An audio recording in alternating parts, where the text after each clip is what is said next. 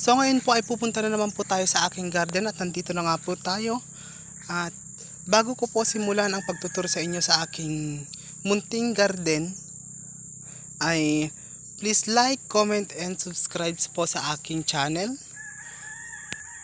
So ayan, at ituturo ko pa kayo sa aking mga strawberries na kung saan ay namumulaklak na. At sasabihin ko po sa inyo kung ano ang sign o paano nyo malalaman kung palabas na ba ang bulaklak ng inyong mga strawberry ngayong fruiting season. So tara, samahan nyo ako ngayon at maghanap tayo ng namumulaklak ng strawberry para maipakita ko sa inyo kung ano nga ba ang sign na palabas na ang mga bulaklak ng inyong mga strawberry. So ayan, so nakahanap na nga tayo ng namumulaklak ng strawberry. Ayan, close up ko. Ayan. So kung napapansin nyo, mayroong nag-iisang dahon dyan. Ang normal na dahon ng strawberry po ay 3, gaya po ng ganito. At kapag may lumabas na pong nag-iisang ganyan lang, nag-iisang bulaklak lang sa isang tangkay,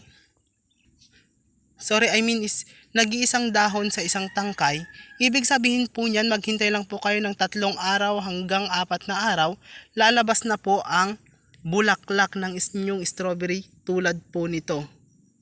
Ayan. Meron pa po akong isang ipapakita sa inyo na palabas pa lang po ang kanyang bulaklak. Tulad po nito. Ayan po. Huwag nyo na pong pansinin yung aking kuko kasi po katatapos ko lang maggamas dito. Ayan po. Ayan. Ito po yung dahon yan. Palabas. At nakasunod na po agad ang kanyang bulaklak. Ayan. Ito mga nasa 4-5 araw nang nakalabas to. At yung bulaklak niya po ay makikita nyo po. Ayan, nakalabas na po siya. Ayun po. Ayun. Kung nakikita nyo. Marumi po talaga yung aking kuko at ako po ay naggagamas kanina. Katatapos ko lang pong magamas. At ito naman po yung aking mga repolyo. Ito po ay 1 buwan na mula nang na-transplant po. Dito po sa amin ay lowland po, dito po sa Dilasag, Aurora, kaya po first time ko pong nagtanim ng repolyo dito sa amin, sa probinsya namin. At ang dati ko pong tanim dito ay Pechay Bagyo. Maganda naman po siya kaso naabutan po siya ng summer. Kaya hindi na po siya lumaki ng masyado, pero okay naman po siya. Ayan, ito po yung aking mga repolyo. 1 buwan na po siya ngayon, 23.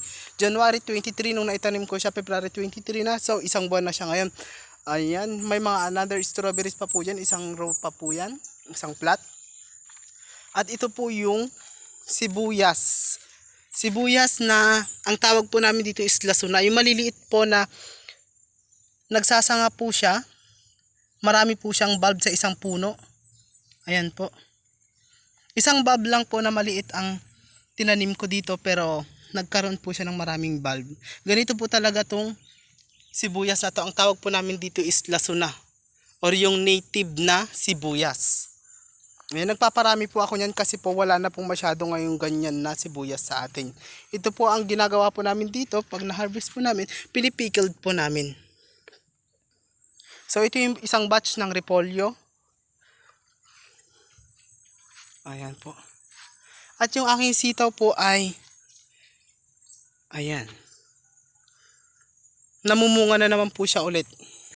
So yun lamang po at maraming salamat po. Kung nag-enjoy po kayo sa aking video, please like, comment and subscribe po sa aking YouTube channel. Thank you.